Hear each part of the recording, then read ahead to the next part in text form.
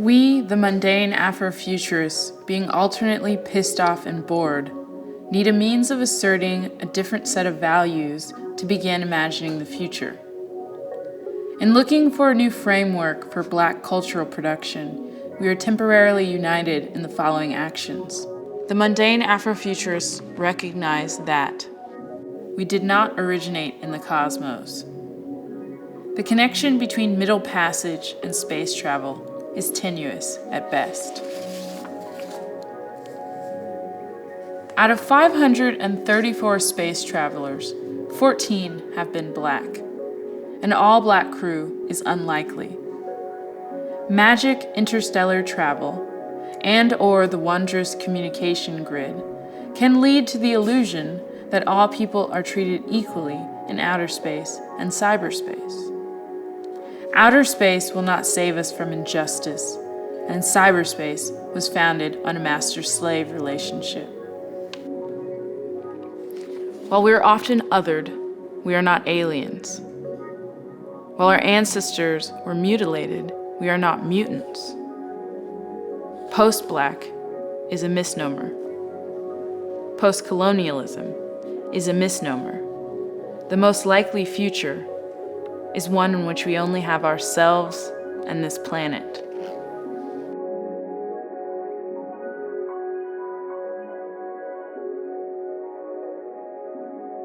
Crises. You can not only introduce new things, but you can pick up the elements of a new vision which were marginalized in the previous one.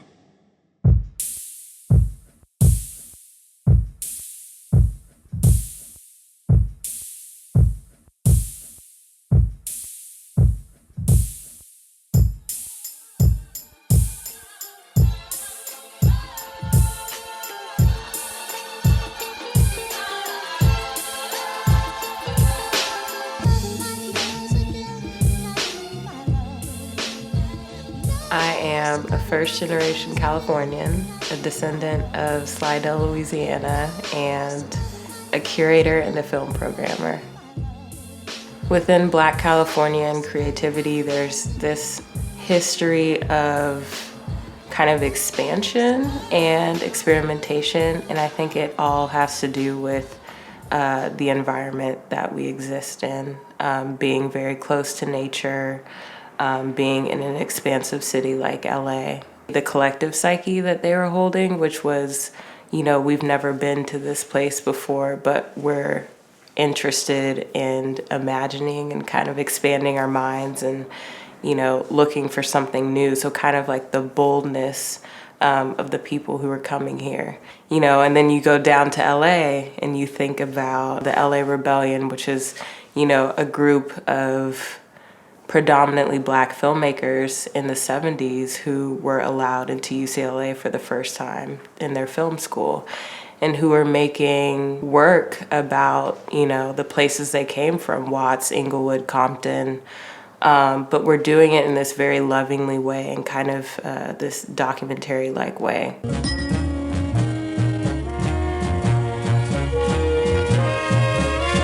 Tell me that the sun belongs around you. Yet when I turn to look, I see they've snatched the sun from all around you. Why you hardly seem to want what's yours, you hardly seem to care. If you love the sun, it's where you come from, then you had better dare to seize the time. The time is now, oh seize the time, and you know how. It's just my kind of spirit wall in a way that keeps me feeling grounded and good. This is my book, Unexplained Presence, that was published in 2007. And this book is a collection of what I called hybrid essays about Black presences in film and literature and visual art. California Negroes. Special for KCT. That's right. There are lots of California Negroes. Actually, if not for visual artists, there's a lot of record that we might not have at all. I was thinking about this with the Jacob Lawrence exhibit, that without his paintings, what would be our way of imagining the Great Migration? What would be our access to that narrative? So between him and Isabel Wilkerson, how many tens of years later, we're still piecing together, that story. And that's just north to south. That's not Caribbean to UK, Caribbean to US, south to west, south to northwest. I think the aesthetic really lies in like what I was saying before, kind of like mental expansion, experimentation, maybe introducing ideas like Afrofuturism, kind of this being outside of the South for the first time, and kind of experiencing new cultures, new people, and also just, kind of letting go of the antebellum South. In 1903, Du Bois first wrote about the color line, and since then, it's become a shorthand for describing the particulars of Black life. Blackness exists on one side of the color line, though which side is often unclear. Black artists have to find and fix this line, no matter how ambiguous its parameters may seem. When I think about Afrofuturism, I think about space in the most literal of terms, just actual space, a continuum of boundaryless space, where there is encounter and exchange across time. That so much has always been possible, for what our music can sound like, what the art can look like, and what it can do, how it functions, how it's made, all of the different kinds of thought and ideas and practices that go into the making of the work. Afrofuturism has taken on this kind of expansive life in the sense that the term was like coined from a Mark Derry essay, which is interesting because he's actually a white man, but was working with Greg Tate and Kodo Ishun, who were thinking about the digital realm first, but then we're also thinking about the things that we collect from our past, our archive, and how we can utilize things from our archive to think of a new future, and kind of break out of the oppressive present. But yeah, I'd say my like updated version of that idea is kind of like pulling from the past to create a new future, but specifically kind of utilizing technology, and I'd even say like kind of hacking mentality of taking something that's not yours and using it, and creating something new with that.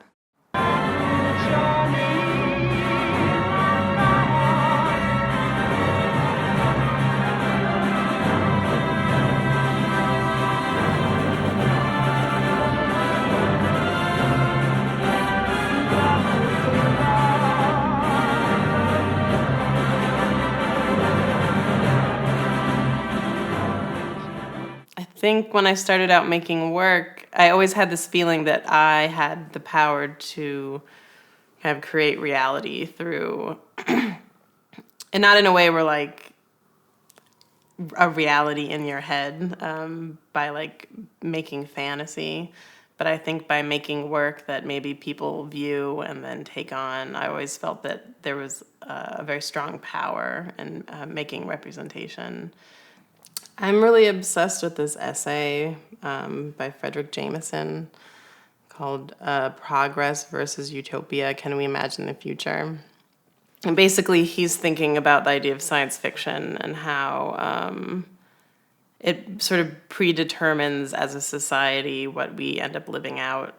And about kind of aesthetically, if we keep pushing an image, we keep seeing something, then maybe that's how we start performing ourselves or like the way that we think things should be. You know, growing up, my images of Black actors, the Black films that I weren't seeing, like, that's what I wanted to make. That's what I wanted to be. And so the way that Jameson is sort of talking about, maybe if you write a science fiction novel that's famous enough, then that will predetermine the way the future looks. Writer Rebecca Walker describes Blackness, specifically Black cool, as an ineffable aesthetic that can be traced back to a place, a people, and a culture. Black influence is everywhere in American culture, but often accused of being unknown and unknowable. But I know it when I see it. At the mouth of the Mass Ave Bridge, someone stenciled, "Where there is no vision, there is no hope," in large yellow letters into the concrete. George Washington Carver. I nod, I twitch, taking in the message, tossing it out. I can't decide. Was there death for the Black women in these films that I saw, or not? For Agnes, for Slip, for you? Is it you that's missing? I've been standing for a long time now, digesting, wondering, watching the Citgo sign pulse orange, triangle, full up, then empty, the letters thrilling blue, C-I-T-G-O, flash Citgo, then go out. Recalling my wonder gazing at the sign as a child. I see my own upturned face then as now, and I tremble at where the time has gone. Is it lost? How my memory is not an invisible wall, but a catalog of faces, faces that I yearn for, that are not lost to time or neglect. With both hands, I pat my cheeks gently as if to soothe. We carry history with us in ways that other people don't. As bodies of the post-colony, it connects to prosthetic memory. How are we inhabited by and carrying around histories and memories that are not our own lived experience, that are inherited, perhaps even genetic, imagined, and taken in. And so I'm really fascinated and inspired by kind of writing into that phenomena. I remember myself small, leaning forward toward the television set after the last warning from my mother to turn it off. The solitude emanating from that center, that specific center television's reduced to then, down to a star and your own reflection. TV's flatline now, no reduction of stars. The sunset night has the orange-blue I'd been anticipating. I exchange a smile with myself. I think Quasar, you make a wish. It aims to fix. Go on to meaning. And the only hope you have about power in representation is that it's not going to be true. That tomorrow somebody's going to make a slightly different sense of it. Meaning is going to come out of the fixing and begin to loosen and fray.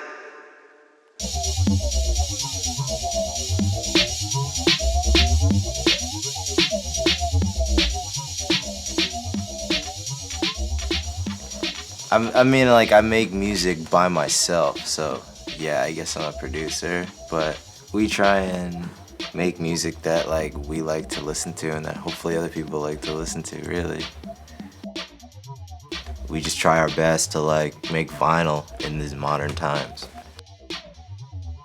Most of the artists that I talk with are always kind of instilling on me is that they were ahead of their time and they knew it, they were just doing it because they were doing it. Yeah, I love LA. I never want to leave. I'm obsessed with the city because it just looks so I don't know, sleazy, parts of it. So it's I guess that's kind of what I like Hollywood. I like the Hollywood music. It's just got a vibe, you know? It's just like got a very different vibe, and it's the same vibe that people hate LA for. And like for me growing up in LA and being around Hollywood, and it's just like my favorite place to be because it was just like kind of gross and like there's something always going on, and like the industry's not what it used to be. It's not like the 30s, you know, when LA was like on the verge of like being a thing. It was fueled by that, but now everything's kind of declined. So there's not really much left to do but kind of make your own thing.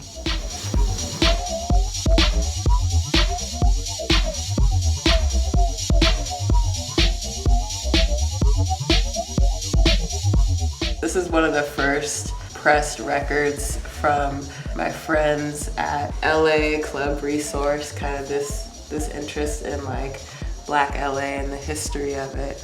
Just speaking on Black creativity in general, I feel like, you know, the source has always been music, and leaning that into like funk and free jazz and Sly and the Family Stone and Parliament and the Funkadelic, and, you know, thinking about how those genres or that kind of experimental form has kind of trickled down into all of these other different art forms. What is soul? I don't know. Soul is a ham hock in your cornflakes. What is soul? I don't know. Soul is ashy ankles and rusty kneecaps. What is soul? I don't know.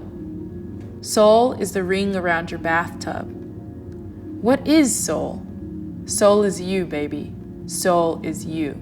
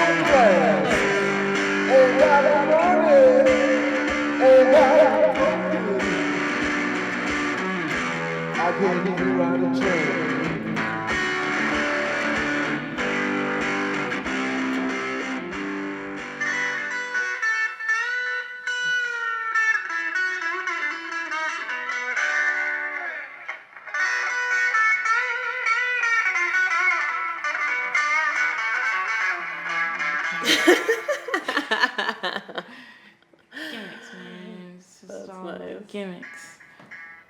Permanently etched in my brain. I work really specifically project-based, and so sometimes I'll spend a year trying to find a specific subject or kind of planning out the right way to express an idea that I have. This recent installation I did called The Borrowers, it's 3 works that are parts from 3 different bigger pieces. And the earliest one that was in the show was of a man. I had for about a year been trying to find someone with a missing limb because I'd read about this exercise a neurologist had found, a guy that teaches at Irvine who's very famous called Ramachandran, to help patients get rid of phantom limbs. And basically, it's very painful. Usually when you have a phantom limb, when you've lost your limb and it feels like it's still there even though it isn't, it's generally, like the man that I found, it felt like his arm was constantly stuck in a block of ice. And I could see my arm is just ripped into spaghetti, right? So I'm walking out the parking lot, which is on King Drive, 287th Street, and once I get out the parking lot and turn the corner, I can walk back into the store because I need the cashier to call the ambulance. And as soon as I step in the store, she starts screaming. And so Ramachandran came up with this incredible, revolutionary new exercise, very simple, where you put a mirror where your missing arm is. You look at your existing arm. It's representation in the mirror, basically. It's reflection, it's mirror image. And your brain recognizes, just through seeing that your arm is there again, and it kind of reactivates that area of your brain where the arm had been mapped out, and that's why the phantom is still there. And it gives you a will to kind of will it away. Immediately became excited about this idea that it was like the scientific proof that representation, or this idea of the mirror image, literally changes the makeup of the brain through looking at an image. And when Ramachandran, the very first time he did the exercise, he asked the man to move his arm as if he was conducting. And I was like, yeah, yes. Like that was my aha moment, that's exactly what I'm doing with my work, right? Like my work is that mirror image. They pushed me inside the emergency room. The nurse pulled the sheet back and looked at me and frowned and said, "Oh, no." And pushed the gurney back up against the wall. And I looked at it, I says, "Hey, I'm not dead yet." And so we were thinking about that in the cinema realm, you know?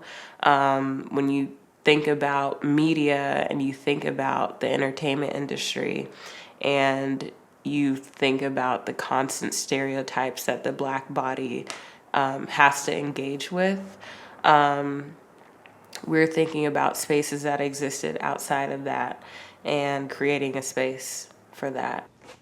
I was doing a lot of research into cinematic vision, and June Jordan factors greatly in that. You know, she was a consultant on Shirley Clarke's film, The Cool World. And in her book, Civil Wars, she kept like a journal of that shoot. And she never gets credited, but she interviewed all of these different people who were involved in the film to kind of get a sense of their real attitudes about this young Black boy, about this community of Black and brown people, and you know what this whole film was actually about, and what the real investment was in their lives, and not just as, you know, objects for the screen or subjects for exploring race issues. Instead of humanity. In an essay for Black World advocating for the use of vernacular English, poet June Jordan wrote, "Language is the naming of experience, and thereby the possession of experience. Language makes possible a connection that leads to a reality. For all of these reasons, language is political. Power belongs to the ones who have the power to determine the use, abuse, rejection, definition, redefinition of the words we try to say to each other."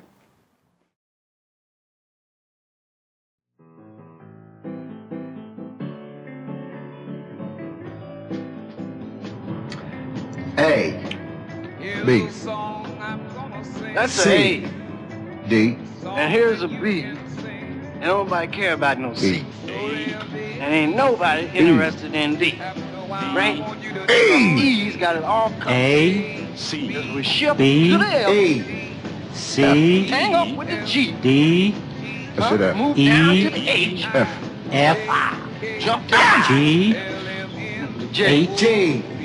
Here I, comes K. G. Walking J, into place along with H. K, You know what I mean? L. I had found all of these old videos from Sesame Street from the late 70s of all of these very famous Black men reciting the alphabet. Then I did a little research about Sesame Street from the time, and it was conceived basically as this experiment where they wanted to create a visual male patriarchy on television for sort of urban families, for kids who didn't have a father at home. And so they wanted to really just have Black men straight on the camera teaching. And it was one of the first research-based television shows for kids. And so this idea that they were really like using the figure of the Black man in the same way that I was as a sort of source for transmission, like transmitting an idea, transmitting information. And then each person kind of infusing it with this sort of known persona that they have. But I kind of spent a lot of time like thinking about and writing about Black women in public space, and why it seems so risky or threatening or radical to depict Black women moving. And it's mundane. Everybody moves around. Everybody goes places. But there's something about not showing those images. You know, when are we normal? When are we regular? You know, when are we quotidian? When are we just living and loving and laughing and having a good time and not under siege or study? And in that process of questioning Black women in public space is an absenting of their presence, right? So the actual Black woman who's before you as a human being gets kind of erased, gets effaced by this kind of projection of fear, impropriety.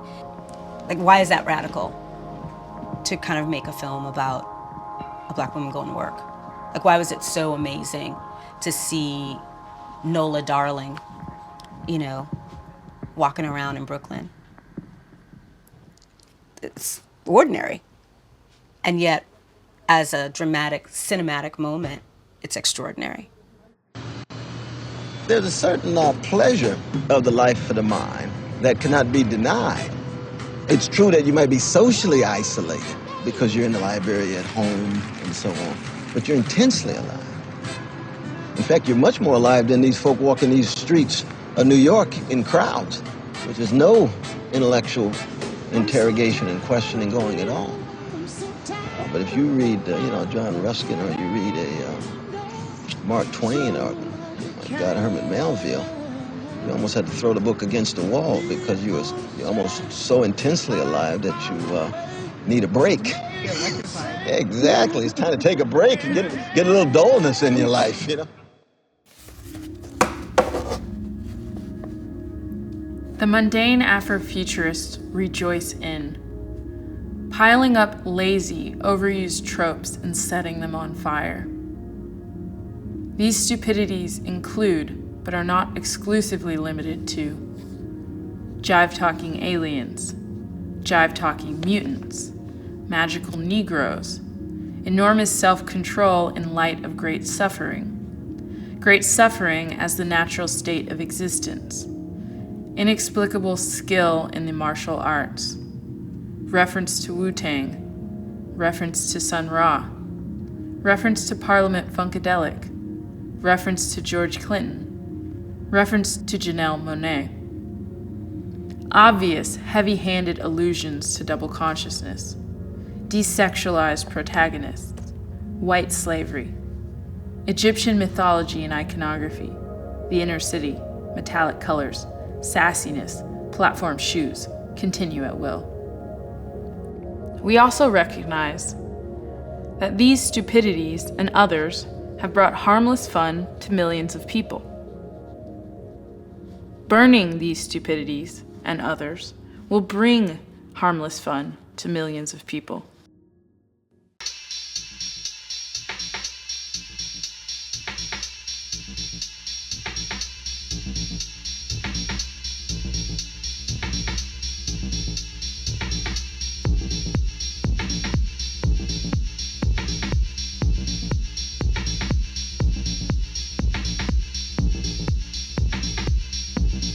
These are right down here. These are all my master tapes. And so this is kind of just everything I've done this last year.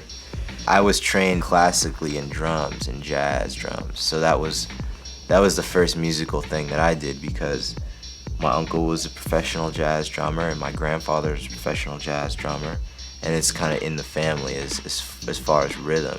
I went to Cal Arts for a little bit and I was kind of mentally not there, but the only class that I was there for was my African drum composition course. But as far as that like element, house music, dance music, club music, for me when I first heard it, that was the first thing that triggered with me. It was this is the newest African music. It's so tribal. It's got a heart. It's like the beat is exactly at a heartbeat, you know, almost, you know. So that's what makes people react that way, because it's like primal. You know, people react to drums. And in Black African music is so like, I mean, the rhythms are always so strong, you know, and they're always a very big part of it. My aesthetic, it's definitely like, I mean, it's pretty much just influenced by radical music. And for us, there's no kitsch value, there's no gimmick in it. It's, if we put it out, it's because we like it, because we listen to it ourselves.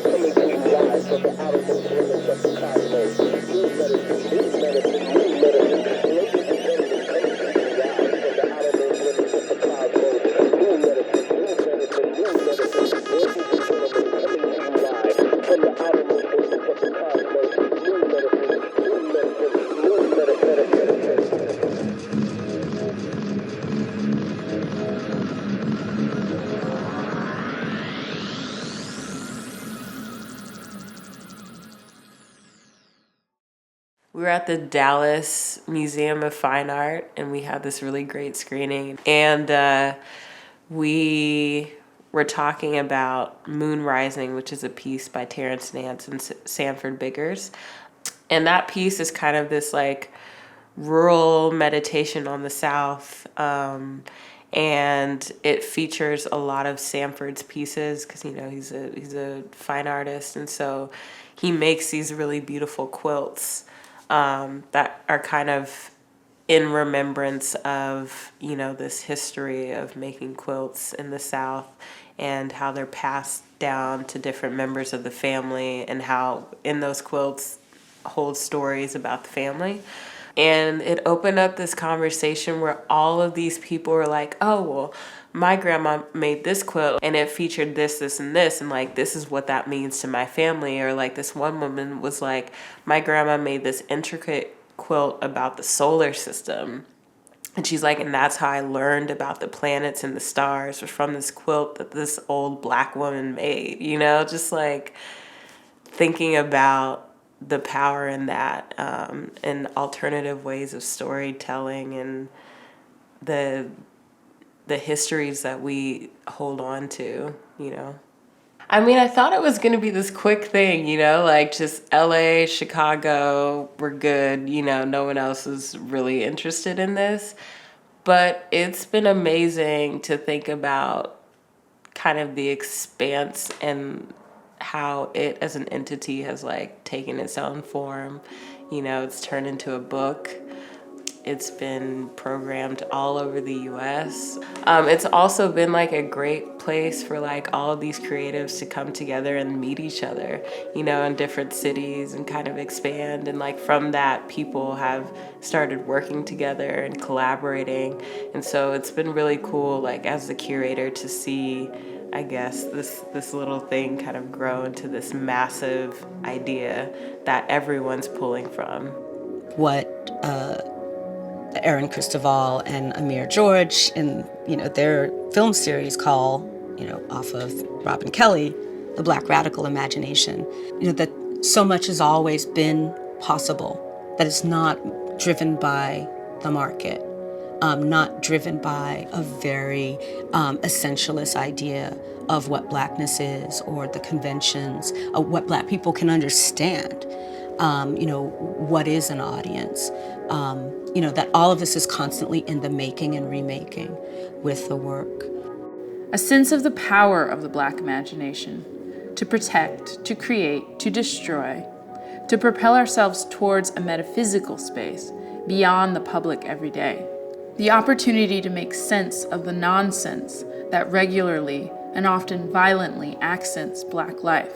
The electric feeling that mundane Afrofuturism is the ultimate laboratory for world building outside of imperialist, capitalist, white patriarchy.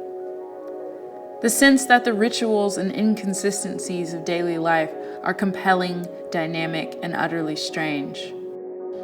Yeah, that was something that I really wanted, to be able to pull Black figures forward, to create characters who are telling their own stories instead of having stories told about them. And it's particular to Black women as well, and Black women's subjectivity.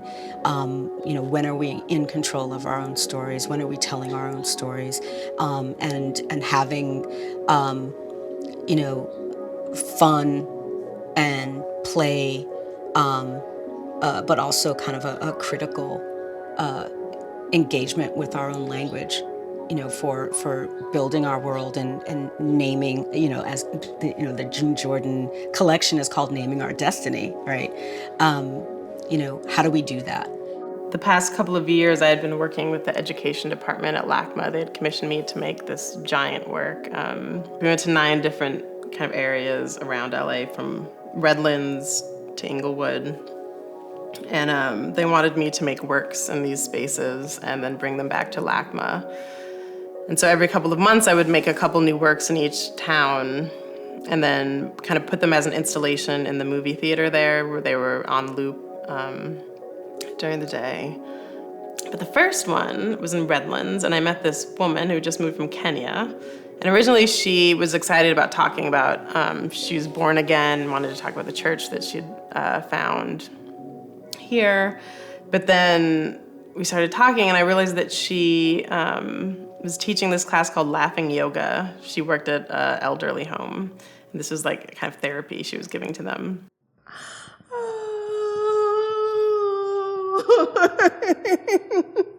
Oh, 911, LAPD.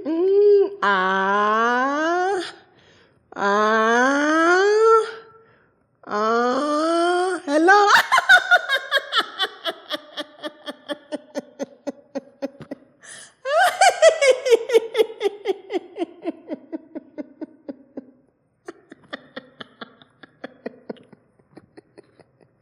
But then when I installed it in the theater at LACMA, there happened to be all of these kids in the audience. And as soon as she came up on the screen, it was like Dinda's face, like roaring with laughter into this like void, this darkness in the theater. And then this chorus of children screaming back in laughter at her. And it was this amazing back and forth. And I could realize like maybe that's one of the best installations I've ever been, because it was a real reaction and it was exactly what the therapy is supposed to be doing. I mean, I don't see that much difference between video work and maybe painting even when it comes to installation or like having an experience in a space. And I like kind of building that up through many channels, that like that third meaning between events or images can be where all the experience is held. Yeah, I mean, the screenings bring out such a beautiful crowd of people, such a range of people too, who are kind of either have known about the program or like hear the name and they're like, oh, what is that, And it's just like this great group of like eccentric Black folk who are interested in, experimental film, which is such a beautiful thing to see in like a big collective way, because I feel like it can feel isolating and rare and... Okay, Anaya, and sorry. And Tamia. Sorry, and Tamia, and like do one of these. Like do one of. Yeah. Like this? Yeah. Yeah. Am I good? Yeah, you're good. We got it too. Okay. Okay, that was just video. Now I'm taking a picture. 1, 2, 3. Cheese. 1, 2, 3. Cheese. 1, 2, 3. Cheese. I'm really into kind of pushing this like digital idea even further, and thinking about folks who aren't necessarily making work in a more 3D moving image realm, but who are kind of solely existing on the internet and are using that to kind of, as I guess like folks would say, like tech activist or, collecting data. And so I'm really interested in like Sandra Perry's work right now and like her ideas around counter surveillance, and kind of creating these objects that exist to surveil us and, creating them for her own or like altering them. Father, pray for me. He had me on his mind. He took the time to pray for me. I'm so glad he prayed. I'm so glad he prayed. I'm so glad he prayed for me. My sister. I'm really into James T. Green's work, who's also very much in the digital sphere. And he just did an exhibition at the Chicago Art Incubator that was kind of all around Michael Brown and Ferguson, but he did it in this really interesting way. Like one of the pieces he had was an interactive piece where it was a website that he created that was like, where were you on this date, which was, the day that he was shot. And then folks could log in their experience or how they felt or what was going on for them. And then he created a database, like a collection of thoughts around that. And so I'm just really appreciating people who are using this digital platform to be active with their viewers, and also creating digital archives for all of the kind of social issues that we're going through right now. They determined that no probable cause exists to file any charge against Officer Wilson and returned a no true bill on each of the 5 indictments. The physical and scientific evidence examined by the grand jury, combined with the witness statements supported and substantiated by that physical evidence, tells the accurate and tragic story of what happened. A very general synopsis of the testimony and the physical evidence presented to the grand jury follows. Please note that, as I have promised, the evidence presented to the grand jury, with some exceptions, and the testimony of the witnesses called to the grand jury will be released at the conclusion of this statement. At approximately 11:45 a.m. on Saturday, the 9th of August, Ferguson Police Officer Darren Wilson was dispatched to the Northwinds apartment complex for an emergency involving a 2-month-old infant having trouble breathing. Let's root our narratives in a critique of normative validation. Since facts and science have been used throughout history to serve white supremacy, let's focus on a true vernacular reality. Understand that our two-ness is inherently contemporary, even futuristic. Du Bois asks how it feels to be a problem. Old Dirty Bastard says, if I got a problem's got a problem till it's gone. None of it belongs to you. You can only have it. You can only have it by letting it go. You can only take if you are prepared to give. And giving is not an investment. It is not a day at the bargain counter. It is a total risk of everything, of you. The social media thing is crazy because like I've had a Facebook account for a while, just to kind of keep in touch with old friends. And I remember when we put out the record by one of the guys on our label, Gene Hunt, record called Freddy's Dead. It's pretty in the red, pumping, like loud, in your face, and it's got this Freddy sample. I had like a relative send me a message, and they were like, that is really crazy. Like that music is really crazy stuff. Like a guy who only listens to basic radio stuff, and it's just like, I heard this thing with this Freddie sample, and I just like can't stop thinking about it. It was insane. It's like, that's enough, you know what I mean? To be able to like, because in this day and age, anybody can hear anything that anyone's doing, you know? So that's like fun to like see that, like people like get a little taste of some stuff and they don't get it, and they're like, but they can understand that like it's different. It's got like a statement, you know, like a little bit of bravado. I'm just trying to flood the market, you know, for people who are like doing, I guess, similar stuff to what we're doing, you know? I just want to make as much as possible and give them as much of an insight as to like what like kind of like how we see things as possible. Like, we'll play a club in the States and there'll be 20 people, and we'll play a club in Europe and there'll be like 1,000 people or something, you know? And it's the same music, same exact show, whatever. It could be like a mirror to the same thing. And it's just like, that's just how it is out here. And that's the reason why we do it, is because hopefully, like, every time another person comes and another person's like, whoa, like my city's kind of doing something different, and there's like a bunch of guys in my city who are like trying to like, I don't know, like make like wild stuff. We're out here trying, man. We're out here trying to get these people to, because it's like, listen, I'll be like the first one to say it right now. We're not benefiting anything off this. You know what I mean? We're not. Straight up, we just live like everybody else. So we could be doing something else that's getting us more money easily, but we don't.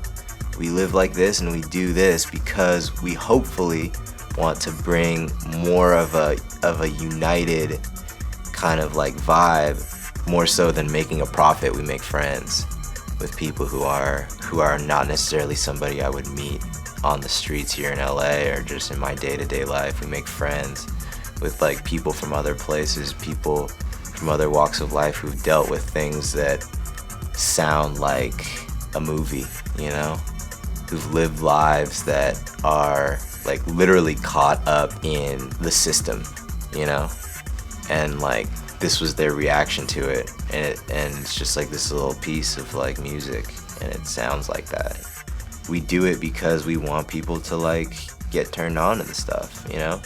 I'm coming to believe that liberation is it's incremental.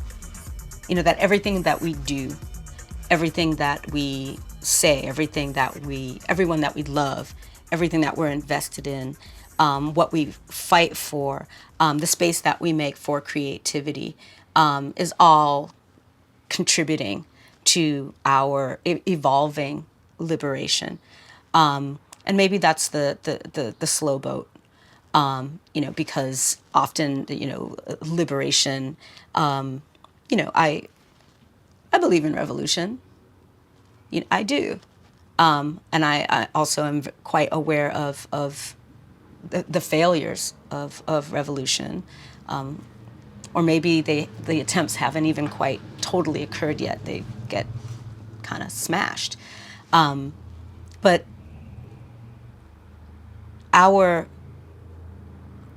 feel like what I've been encountering now, just from the freedom that I have with my mouth to say whatever I want, and to name and critique injustice and white supremacy wherever I encounter it. The pushback to that alone tells me a great deal about speech, about writing, about art making, and liberation, and what it takes to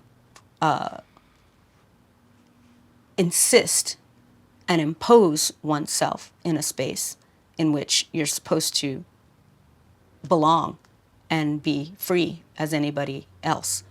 You know, so I don't know if it's liberation and specific, being specific to Afrofuturism or just to human life, you know, that, you know, what we need, what we want, and what we deserve, you know, is to be, you know, free, self-determined people.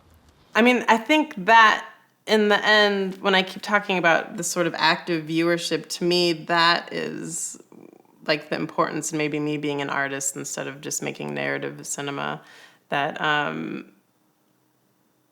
I think once you're aware of how you're being affected by images that you're seeing, it kind of gives you more control over maybe noticing what you have to accept, what you accept as sort of natural to yourself, or even related to yourself, or what is being imposed on you.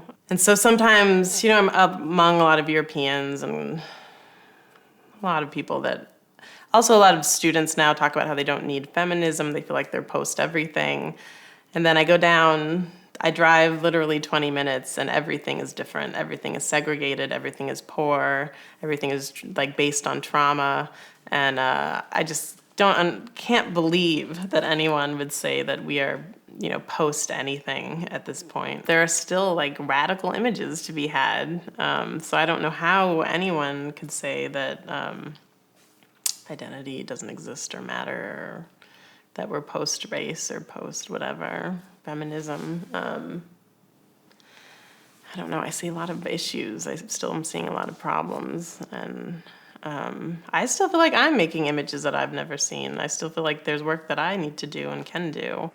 I would say claiming Blackness in 2015 is important because of the internet. Like, Black cultural production is at its height right now, and it's existing on the internet. I would say that, like, there's something to say about kind of like the economic value that isn't coming back to Black folk, but just to look at like the span of creativity from, like, you know, Black Twitter as an entity that people are using, you know, or like that has been defined is really interesting. Obviously, like meme culture and Vine, I would say that like Black folks have really taken over every aspect of social media, whether it's, you know, emotional, whether it's really funny.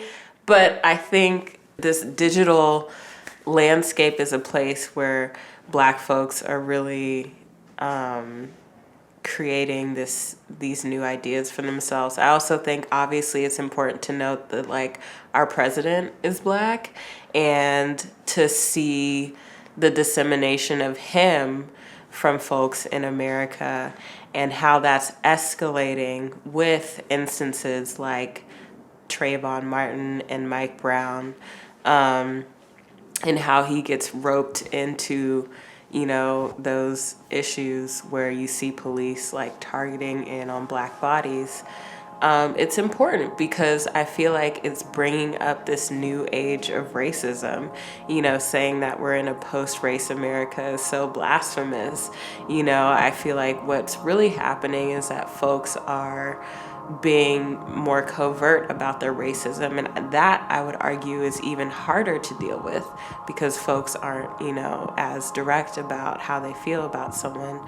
And so I think from the top to the bottom, you know, from President Obama to some kid in Kentucky who, you know, has like 1,000 followers on his Vine, or like 2,000 followers on his Vine channel, Black folks are the pioneers of this digital landscape.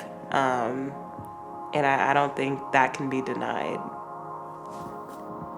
The mundane Afrofuturists promise to tell stories that follow these rules.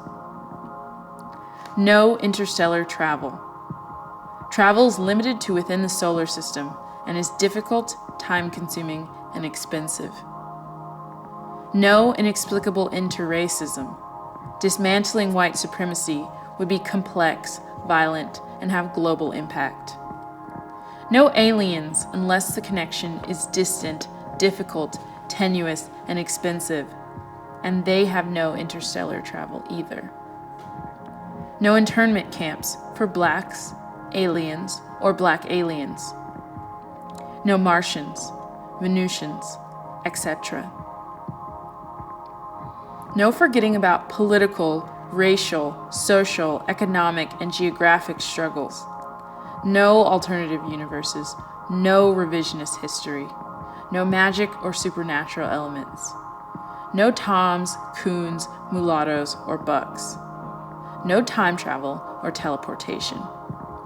No mammies, Jezebels, or sapphires. Not to let mundane Afrofuturism get in the way of style, as if it could. And to burn this manifesto as soon as it gets boring. Martine Sims, and whomever will join me in the future of Black imagination.